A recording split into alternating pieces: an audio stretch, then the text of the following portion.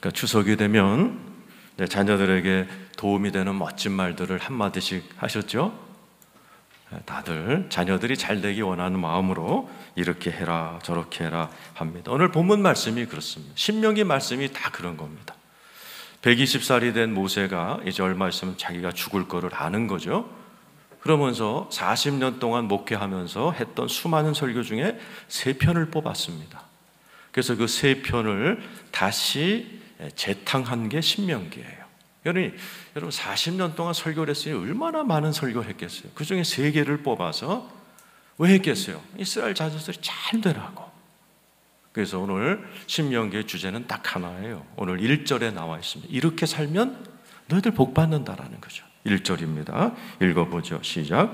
내가 오늘 명하는 모든 명령을 너희는 지켜 행하라. 그리하면 너희가 살고 번성하고 여호와께서 너희의 조상들에게 맹세하신 땅에 들어가서 그것을 차지하리라. 아주 간단하죠? 내가 오늘 명하는 모든 명령을 너희는 지켜 행하라. 그러니까 말씀대로 살라는 거죠. 그리하면 3가지 복이 오죠. 너희가 살고, 이 산다는 말은 카야 히브리 말로 사는 것처럼 사는 겁니다. 하루 세끼 먹고 산다고 사는 거 아니라는 것을 여러분들은 아마 다 감을 잡으셨을 거예요. 저분도 나이가 되면은 그냥 하루 세끼 밥은 먹지만 재미도 하나도 없고 인생의 목표도 없고 뒹굴뒹굴 텔레비 앞에서 뒹구는 인생을 산다라고 성경은 얘기하지 않습니다. 그건 서서히 죽어가는 거고, 여기에서는 너희가 말씀대로 살면 너희가 살고, 두 번째가 뭐죠? 번성하고. 하나님의 생명이 들어간 모든 게 성장하게 돼 있죠. 모든 게 좋아질 것이다. 그리고 너희의 조상들에게 맹세하신 땅에 들어가 그것을 차지하리라. 하나님은 이 세상이 마귀가 다스리고 있기 때문에 저와 여러분을 통해서 그 마귀의 세상을 탁 차지해서 하나님께 영광을 돌리는 그런 인생으로 우리 DNA에다 다 깔아놓으셨어요. 그래서 인생은요, 밥 먹고 재미있는 거 맛집 찾아다닌다고 행복한 인생이 별로 없습니다. 좀 힘들더라도 뭔가를 막 차지하고 뭔가를 이루고 성취할 때 사람들은 굉장한 기쁨과 희열을 느끼고, 그런 사람을 옆에서 보면 멋있어 보이는 거예요. 어떻게 하면? 하나님의 말씀을 지켜 행하면. 오늘 모세는 이렇게 얘기 안 했어요. 야, 나처럼 40일 금식해라. 그러면 잘 산다. 그러지 않았어요. 야, 나처럼 말이지 홍해를 팍 갈라갖고 기적을 좀 해봐. 그러면 너희들 멋지게 살 거야. 그러지 않았어요. 딱 하나, 말씀입니다. 말씀을 지켜 행하라. 그러면 너희가 살고 번성하고 차지하는 네 인간, 창조된 인간으로서 가장 희열을 느끼면서 살게 될 것이다. 여러분, 많은 분들이 말씀으로 살질 않습니다. 제가 언젠가 어느 목사님을 상담해 드렸어요. 그랬더니 목사님이 이러시는 거예요. 목사님, 나는요 막 기도만 하면 병이 낫고요, 귀신이 나고 사람들이 뻥뻥 나가 떨어지는데 근데 왜 찾아오셨어요? 성도가 하나도 없어요. 제가 그랬어요. 성도들은 말씀 먹으러 오지 쇼를 보러 오는 건 아닙니다. 나도 그렇게 다 합니다. 예언도 하고 병 귀신도 쫓고 다 하지만은 그건 사이드고, 하나님께서 우리에게 주신 말씀을 계속해서 꼴을 먹여서 그 말씀으로 아이가, 요만했던 아이가 평범하지만 된장국 먹어가면서 나중에 이렇게 커지는 것처럼 하나님의 말씀을 먹이고 말씀을 가르쳐야 그 성도들이 성숙하고, 그런 목회자에게 하나님은 양떼를 몰아주는 겁니다. 오늘날에도 수많은 성도님들은요, 기도원에 가서 안수받고 예언받고 이런 걸로 신앙생활을 땜질하는 분들이 있어요. 그 위험한, 아주 무식한 그러한 신앙생활입니다. 그러면 안 돼요. 더딜지라도 66권의 말씀을 하나하나 배워나가면서 우리의 사고방식, 조상에게부터 물려받은 나의 마음, 성격, 이런 것들 하나하나 고쳐나갈 때 우리의 삶에 서서히, 야, 이게 사는 거구나. 와, 하나님이 이럴 때 나와 동행하시는구나. 야, 하나님의 나라가 열리는구나. 가나안이 열리는구나. 이런 것들을 체험하게 될 줄로 믿습니다. 그래서 하나님께서는 오늘 본문에서 우리로 하여금 말씀대로 살아가려고 3가지 환경으로 몰아넣으신다 그랬어요. 오늘 여러분 살아가는 인생이 똑같지 않죠. 항상 좋지만은 않습니다. 날씨도 비 오는 날, 궂은 날, 화창한 날이 있는 것처럼 인생 7, 80년도요 좋은 날이 있고 나쁜 날이 있어요. 오늘 성경은 인생을 3가지 계절로 표현하면서 그 세 가지 계절을 지키는 이유, 내가 너의 인생을 항상 좋지 않게 하고 때로는 어렵게 하는 이유 딱 하나요. 말씀으로 돌아가라는 얘기입니다. 오늘 말씀을 들으면서 나는 지금 어느 인생의 계절에 있는가를 한번 돌이켜보면서 여러분의 사랑하는 추석에 만났던 자녀들은 지금 인생의 어느 계절을 통과하고 있는 것을 생각하면서 여러분들이 그들에게 이렇게 딱 처방전을 줄 수 있어야 돼요. 오늘 2절 말씀 같이 읽겠습니다. 자, 시작. 내 하나님 여호와께서 이 40년 동안에 너에게 광야길을 걷게 하신 것을 기억하라. 이는 너를 낮추시며 너를 시험하사 네 마음이 어떠한지 그 명령을 지키는지 지키지 않는지 알려 하십니다.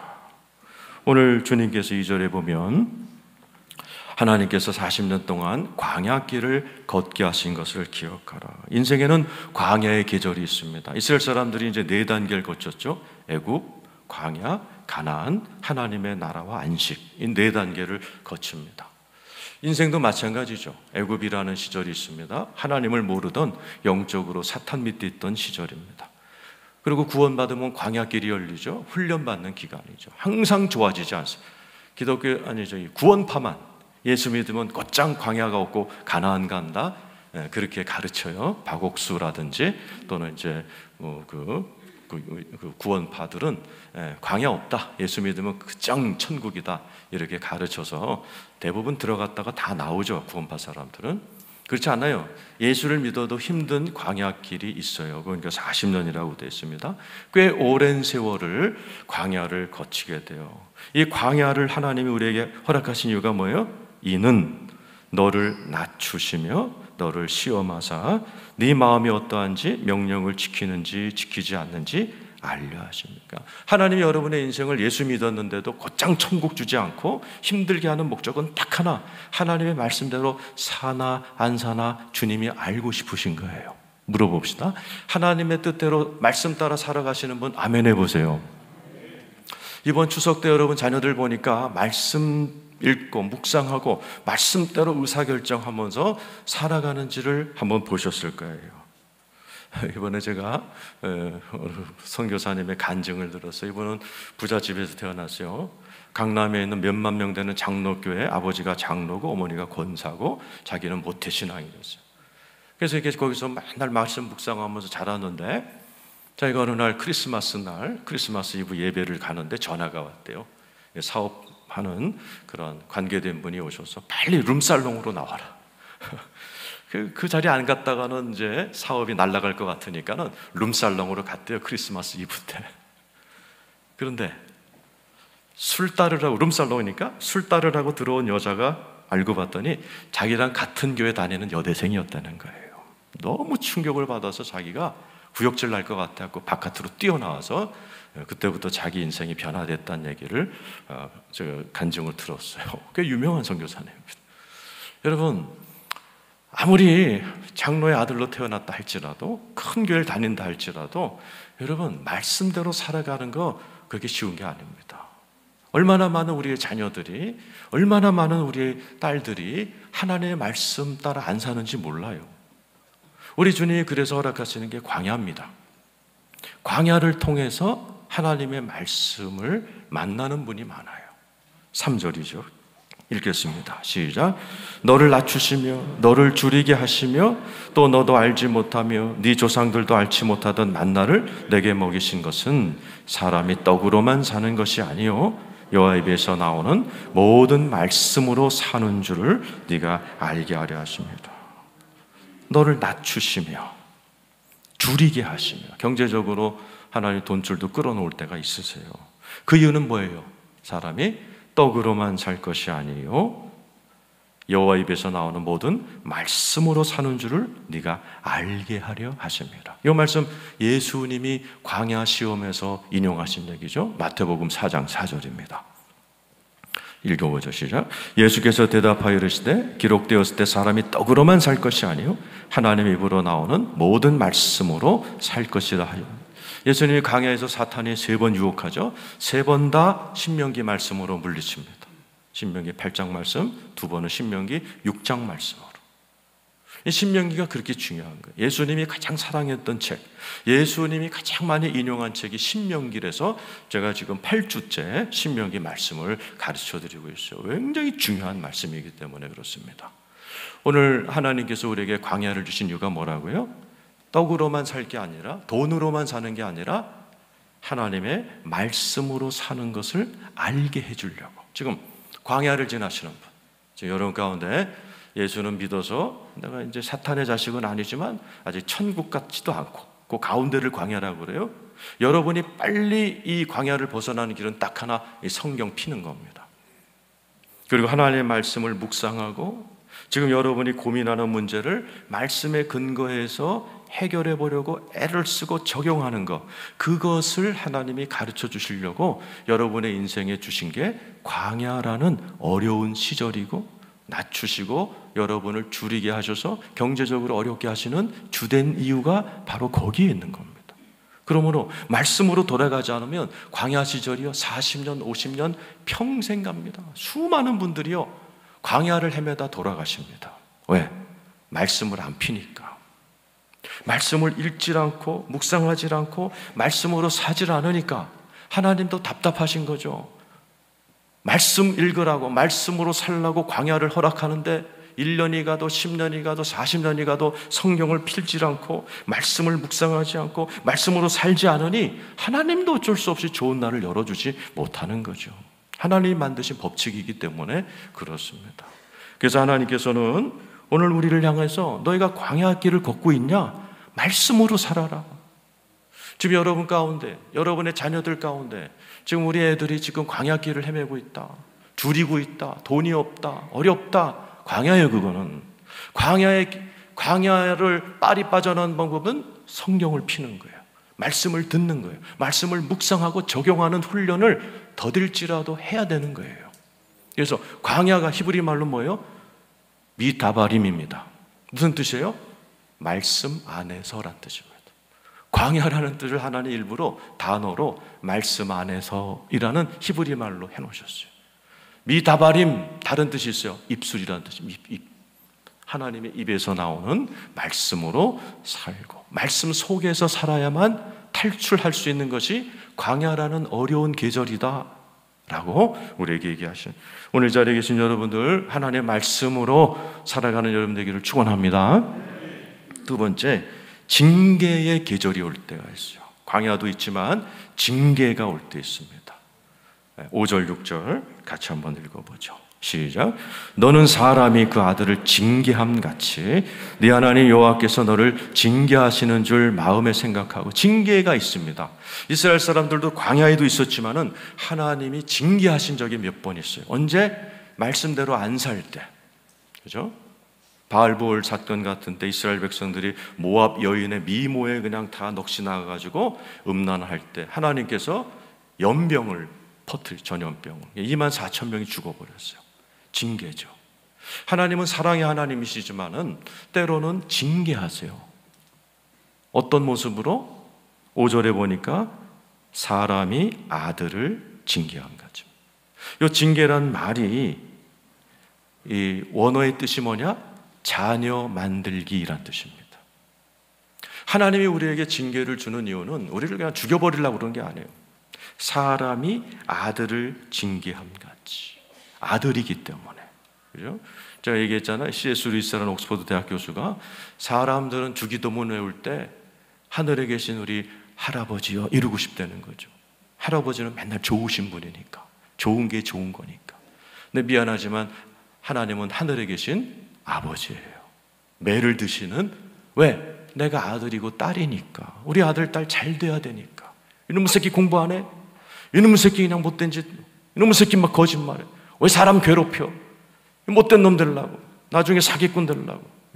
하나님이 매를 들어서 때리듯이 때로는 우리에게 징계하시는 하나님. 그래서 지금 여러분 가운데 징계 가운데 있는 분이 계실지 몰라요. 육체적인 징계, 경제적인 징계, 또는 인간관계라는 징계에 걸려가지고 굉장히 지금 하나님께 책망받는 분이 계실지 몰라요. 그때 여러분이 어떻게 생각해야 돼요? 사람이 아들을 징계함같이 네 하나님 여호와께서 너를 징계할 줄 마음에 생각하고. 여러분이 하나님의 아들, 딸인 것을 여러분 생각하시기를 축원합니다. 그건 대단한 영광이에요. 나 같은 놈이 뭔데 하나님이 사랑하셔서 나 같은 놈한테 매도되셔? 아이고, 그건 영광이고 광령이고 축복인 줄로 믿습니다. 이럴 때 어떻게 하라고요? 똑같아요. 6절 말씀으로 돌아가라. 6절입니다. 시작. 네 하나님 여호와의 명령을 지켜 그의 길을 따라가며 그를 경외할지어다. 인생의 징계를 건너갈 때에도 우리는 말씀으로 들어가야 돼요. 한국교회가 지금 전체적으로 하나님의 징계를 받고 있습니다. 코로나로 인해서 예배도 제대로 못 드리고 어려움을 당하고 있어요. 많이들 회개하고 있습니다. 그런데 이 코로나를 통해서 우리가 뭘 봤어요? 한국교회의 민낯을 봤습니다. 말씀으로 돌아가지 않고 완전히 정치판으로 돌아간 한국교회, 무식하기 짝이 없는 한국교회. 세상 사람들도 한국교회에 대해서 실망했고 우리들도 실망했어요. 우리가 이렇게 실력이 없을 줄이야. 한국교회가 이렇게 코로나를 대응하는 모습, 한국 정부를 대응하는 모습이 이렇게 서툴고 무식하고 수준 이하인 줄은 아무도 몰랐다가 이번에 다 알게 된 거예요. 한국교회가 이번에 살 길은 딱 하나, 말씀으로 돌아가야 될 줄로 믿습니다. 말씀으로 고민하고 이 세상에서, 코로나 가운데에서, 이 환경 가운데, 이런 정치적인 환경 가운데에서 기독교인들은 도대체 어떻게 생각해야 되고 어떻게 말해야 하나님께서 기뻐하시는 그리스도인다운 모습인가? 이것을 진지하게 생각해야 되고 올바른 신학과 말씀으로 돌아가야 되는데 한국교회가 어디로 돌아갔어요? 정치판으로 돌아갔어요. 그래서 하나님께도 영광을 돌리지 못하고 손가락질 당하고 세상 사람들도 손가락질하고 우리 밑에 청년들에게도 손가락질 당하는 아주 부끄러운 한국교회의 수준이 이번에 드러났어요. 감사하죠. 드러났으니까. 이제 우리가 살아갈 것은 말씀으로 돌아가고 올바른 신학으로 돌아가서 우리가 더 업그레이드 돼서 정말 한국교회가 한 단계 성숙해지는 그런 계기가 되기를 축원합니다. 자, 우리가 이렇게 고난을 당하고 어려움을 당하지만은 하나님이 항상 그런 인생을 주는 게 아니에요. 좋은 날도 올 줄로 믿습니다. 7절에서 10절 신나는 이야기가 써 있습니다. 한번 읽어보죠. 시작. 네 하나님 여호와께서 너를 아름다운 땅에 이르게 하시나니 그곳은 골짜기든지 산지든지 시내와 분천과 샘이 흐르고 밀과 보리의 소산지요 포도와 무화과 석류와 감람나무와 요 7가지 음식이에요. 가나안 들어가면 7 가나안 족속도 있지만 요 7 가나안 음식이 있어요. 이거 다 몸에 좋은 거예요. 밀, 보리, 포도, 무화과, 석류, 감람나무, 꿀 많이 드시기를 축원합니다. 그 다음 9절 10절 시작. 네 먹을 것에 모자람이 없고 너에게 아무 부족이 없는 땅이며 그 땅의 돌은 철이요 산에서는 동을 캘 것이라 네가 먹어서 배부르고 네 하나님 여호와께서 돌을 내게 주셨으므로 말미암아 그를 찬송하리로다. 여러분 어떤 아버지가 아들한테 맨날 매만 때리고 맨날 광야길로 넣으면서 기뻐하는 이상한 아버지가 어디 있어요? 하나님은 때로 우리를 징계도 하시지만은 하나님은 우리에게 이런 좋은 것도 주시는 좋으신 아버지인 줄로 믿습니다. 그런데 지금부터 신명기 8장 마지막까지 잊어버리지 말란 단어가 4번 반복됩니다. 11절 읽어보세요. 시작. 내가 오늘 너에게 명하는 여호와의 명령과 법도와 규례를 지키지 아니하고 네 하나님 여호와를 잊어버리지 않도록. 좋은 날이 올 텐데 너희들이 나를 잊어버릴 것 같아 염려가 된다. 하나님이 4번 반복하십니다. 처음 했죠? 두 번째 읽어보세요. 12, 13절 읽어보세요. 시작. 네가 먹어서 배부르고 아름다운 집을 짓고 거주하게 되며 네가 내 소와 양이 번성하며 내 은금이 중식되며 네 소유가 다 풍부하게 될 때에 14절 네 마음이 교만하여 네 하나님 여호와를 잊어버릴까요? 보세요. 가나안 땅에 들어가면 7 족속이 딱 버티고 있다. 지난주 설교였습니다. 7 아주 타락한 민족과의 전쟁도 가나안 땅에서 큰 유혹이 되어서 이제 사람들을 유혹해서 하나님 떠나게도 만들죠. 그러나 가나안 7 족속보다 무서운 게 있어요. 그게 성공입니다. 풍요해지는 겁니다. 하나님이 인간을 만들었기 때문에 아시는 거예요. 인간은 광야 길을 간다든지 하나님께 매맞을 때는 말씀으로 잘 돌아와요. 근데 항상 언제가 문제나 성공했을 때, 배부를 때입니다. 풍요로워하실 때. 그러니까 우리 주님이 지금 벌써 2번이나 반복하시는 거예요. 너희가 배부르게 됐을 때 나를 떠날까 두렵다. 나를 잊어버릴까 두렵다. 하나님이 말씀하시는 겁니다. 보세요. 지금 여러분 가운데 이번 추석 때 보니까 우리 교인들 자녀들이 잘 된 분이 많아요. 그러니까 성도님들 자녀들은 대부분 잘 됩니다. 3대까지 가면은 거기서 큰 인물들이 많이 나와요. 기독교는 이 내리사랑의 종교이기 때문에 이 밑으로 갈수록 굉장한 자녀들이 축복을 많이 받습니다. 근데 문제는 축복받는 것까지는 좋은데 말씀을 잊어버리는 경우가 많아요.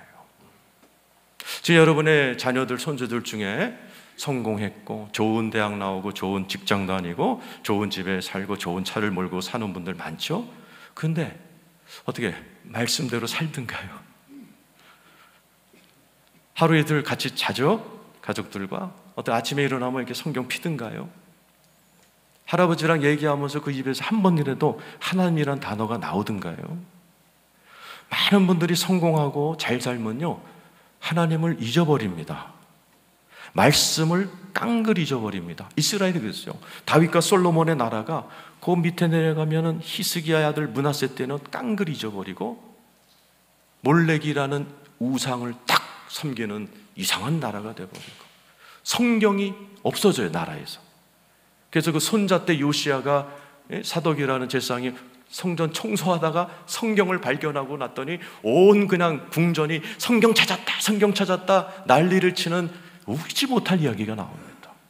그렇게 아버지가 장로고 권사인데도 집안에 성경 하나 없을 수 있고 하나님의 말씀을 잊어버리고 말씀대로 안 살아가는 분들이 너무 많아요. 자, 세 번째 반복합니다. 17절 18절 읽어보죠. 시작. 그러나 네가 마음에 이르기를 내 능력과 내 손의 힘으로 내가 이 재물을 얻었다. 보세요. 조금 지나가는 자기가 아이고 내 능력과 내 손의 힘으로 내가 다 이 재물을 얻었지 뭐 내가 공부 잘해갖고 이렇게 성공한 거지 뭐 하나님이 뭐 있어? 그런다는 거죠. 18절 읽어보세요. 자, 시작. 네 하나님 여호와를 기억하라. 그가 내게 재물 얻을 능력을 주셨습니다. 이같이 하시면 네 조상들에게 맹세하신 언약을 오늘날과 같이 이루려 하죠. 많은 분들이 하나님을 잊어버린다는 거죠. 책 중에 미국 교단의 흥망성쇠라는 책이 있습니다. 우리나라도 교단이 많죠. 미국 교단이 어떻게 흥하고 망했는가? 미국이니까 편안하게 얘기해도 될 것 같아요. 남북전쟁이 일어났어요. 남북전쟁이 일어나기 전에 미국은 통째로 기독교 국가였습니다. 북이 이겼죠. 링컨이 이끄는. 어떻게 됐어요? 이긴 북쪽에 있는 감리교단은요 전부 다 타락했어요. 그래서 동성애를 지지하고 동성애자를 목사 안 주고 성경은 하나님의 말씀도 있지만 인간의 말이다. 성경을 다 편집이동으로 다 짜집기 해버리고 성경을 안 보는 일들이 북쪽에서 일어났어요. 진 남군은 어떻게 됐어요? 전쟁에 졌기 때문에 성경으로 돌아갔어요. 그래서 강성해진 게 남침내 교단입니다. 미국은 남침내가 엄청 크고 남침내 교단이 사는 동네를 바이블 벨트라고 그래갖고 미국 남부 동부는요 전부 다 바이블 벨트예요. 성경으로 살고 마을마다 신학교가 있고 마을마다 말씀을 공부하는 그러한 분위기가 있어요. 그래서 이 남침내계 교단을 미국 트럼프 대통령도 꼼짝 못합니다. 보세요. 전쟁에 이겼는데 영적으로는 져버리는 거예요. 전쟁에 졌지만 말씀으로 승리하는 거죠. 하나님이 우리에게 광야를 주시고 징계를 주시는 이유가 있다니까요. 지금 여러분 가운데 자녀들이 잘 되고 손주들이 잘 되라고 기도하지만은 빠지지 않고 기도해야 되는 것이 뭐냐? 성공해도 하나님 사랑하게 하여 주시옵소서. 성공해도 말씀의 사람 되게 하여 주시옵소서. 기도하시는 여러분 되기를 축원합니다. 왜요? 하나님이 잊어버리면 모든 걸 잊어버립니다. 19절 20절 읽고 마치죠. 읽겠습니다. 시작. 네가 내 하나님 여호와를 잊어버리고 다른 신들을 따라 그들을 섬기며 그들에게 절하면 내가 너에게 증거하노니 너희가 반드시 하나님 잊으면 반드시 멸망한다. 내 말이 아니에요. 하나님 말씀이에요. 너희가 기껏해서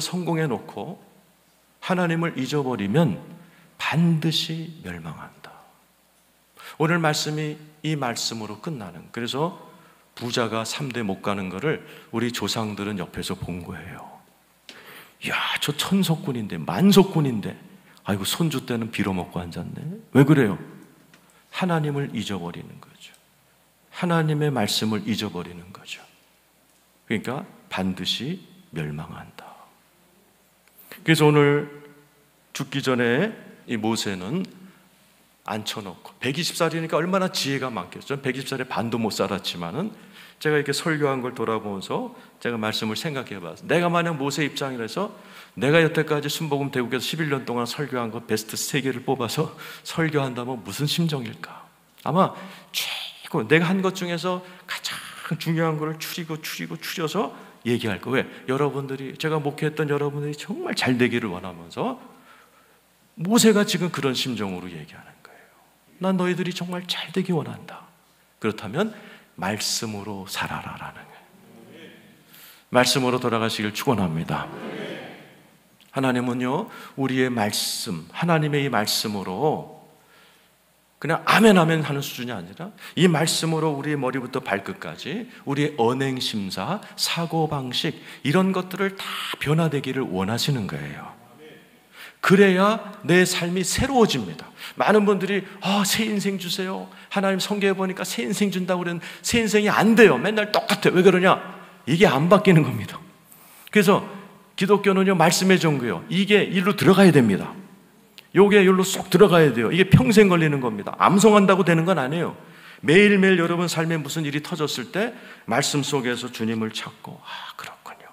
하나님, 내가 우리 조상 대대로 물려받은 이 성깔에 의하면 내가 막 이렇게 살아야 되는데 말씀 보니까 그러지 말라는군요. 하나님 말씀대로 하겠습니다.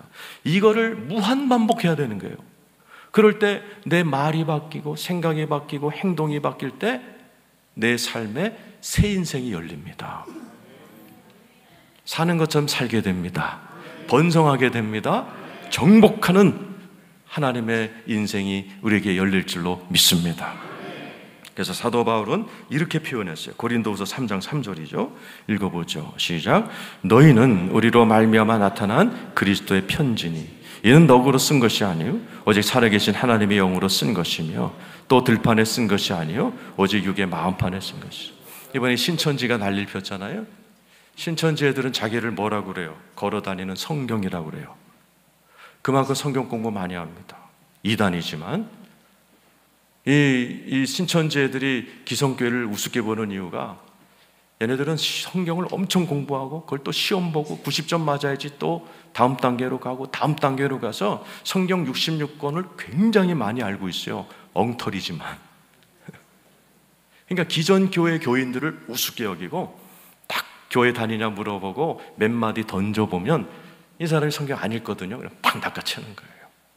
네, 엉터리지만 성경을 무진장 읽었기 때문에. 하나님은 우리가 바로 너희는 우리로 말미암아 나타난 그리스도의 편지다. 맞아요. 우리가 걸어다니는 그리스도의 편지가 되기를 원하고 계신 거예요. 우리가 무슨 말을 해도 말씀이 나오고 우리가 무슨 생각을 해도 말씀이 나오고 이 자리에 계신 여러분들이 전부 다 머리부터 발끝까지 하나님의 편지가 되어서 여러분 입에서 무슨 집안에 무슨 탁 터지면 내 입에서 그냥 우리 아버지 어머니를 쫓아서 입에서 쌍욕이 나오는 게 아니라 내 입에서 하나님의 말씀이 나오는 거죠. 어떤 의견이 있을 때 가나안 사람들이 하나님의 말씀으로 안 살고 나중에는 어떻게 돼요? 이렇게 써 있어요. 자기의 소견대로 행하더라. 작은 자기의 소견, 의견대로 살았다 망해요. 많은 분들이 말씀 제껴놓고 자기의 소견대로 살다가 망합니다. 그러면 안 되는 거예요. 그리스도의 편지처럼 내가 하나님의 말씀을 묵상하고 공부하고 새기고 말씀을 열고 설교를 듣고 동영상을 보면서 하나님의 말씀을 내 안에 계속 차곡차곡. 그래서 오신 분이 성령님이세요. 성령님이 먹으로 쓴 것이 아니요 오직 살아계신 하나님의 영으로 쓴 것이다. 오늘 이렇게 말씀을 전하잖아요. 그 어떤 분의 마음에는 성령님이 새겨요. 지금 이렇게 와, 오늘 이 말씀은 내가 정말 가슴에 새겨야 되겠다. 정말 중요한 게 말씀이구나. 말씀 듣다 보니 우리 아들, 딸들이 지금 광야길인데 어디 가서 안수 받는 게 아니고 어디 가서 예언 받는 게 아니고 야, 성경 필요하는 얘기 맞구나. 이렇게 성령님이 그때 내 안에 영으로 이렇게 새겨요. 그것이 머리부터 발끝까지 내가 어떻게 가정생활하는지, 어떻게 시간을 쓰는지, 돈을 쓰는지, 어떻게 일주일을 보내는지, 이 모든 것들을 하나님이 내 안에다가 다 이렇게 새겨 놓으실 때 그 사람은 그리스도의 편지가 되어버리는 거예요. 그들의 삶 가운데 하나님의 새로운 인생이 열리게 되는 겁니다. 오늘 말씀을 정리합니다. 하나님은 작정하셨어요. 물이 바다를 덮은 같이요, 온 세상이 말씀으로 꽉 차는 날을 하나님이 딱 디자인해 놓으셨어요. 누구부터 시작하는 거예요? 여러분들부터. 여러분들부터 머리부터 발끝까지 말씀으로 다 변화되고 교정되고 새로워지기를 축원합니다. 여러분의 가정 전체가 말씀으로 다 교정되기를 축원합니다. 자기 소견대로 살면 안 돼요. 조상에게 물려받은 그런 성깔대로 살면 안 돼요. 그러면 인생이 새로워질 리가 없습니다. 여러분의 일터, 심지어 교회 생활도, 교회 와서 서로서로 인간관계, 하나님을 대하는 모습, 서로서로 인간관계하는 모습, 목사를 대하는 모습, 성도들을 대하는 모습, 이웃사람들을 대하는 모습이요, 말씀으로 다 교정돼야 됩니다. 안 그러면 교회까지 와갖고 다 자기 소견대로 합니다. 자기 성깔대로 합니다. 그러다 망해버리는 거예요. 여러분의 일생이 전부 다 말씀으로 하나하나 교정되잖아요. 10년이면 강산도 변한다고 반드시 그런 분들의 인생은 새롭게 변화됩니다. 그리고 번성합니다. 그때부터 이 사람을 하나님이 통로로 삼아 이 마귀의 세력들을 탁탁 정복해 나가는 정복자의 인생을 살아가기 시작합니다. 바로 여러분들이 그렇게 살아가도록 부르심을 받은 귀하신 분들이에요.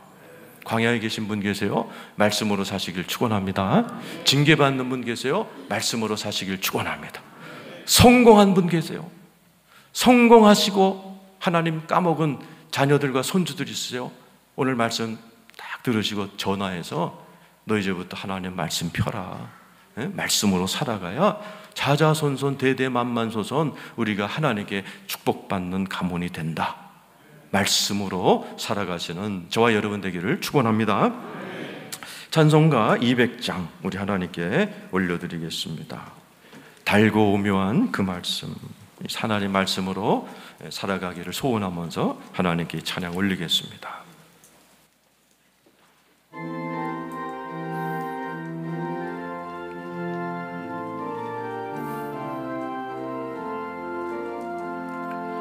달고 묘한 그 말씀, 생명의 말씀은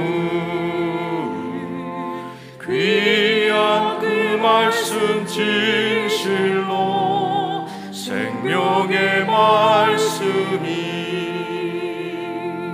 나의 길과 믿음 밝히 보여주니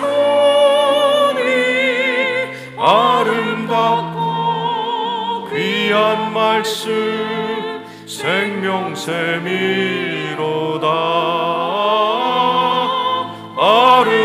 아름답고 귀한 말씀 생명샘이로다.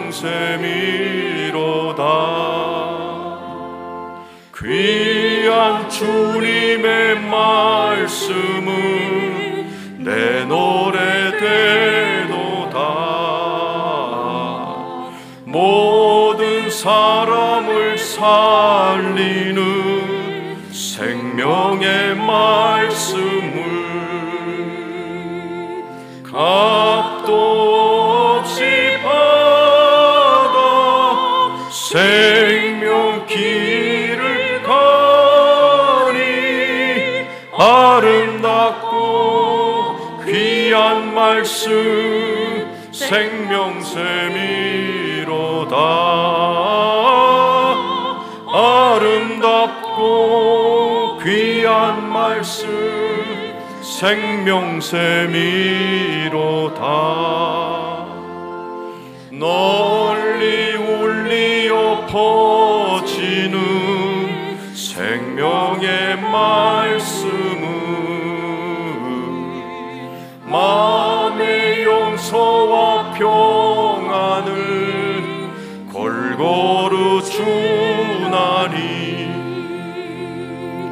다만 예수 말씀 듣고 복을 받네. 아름답고 귀한 말씀 생명샘이로다.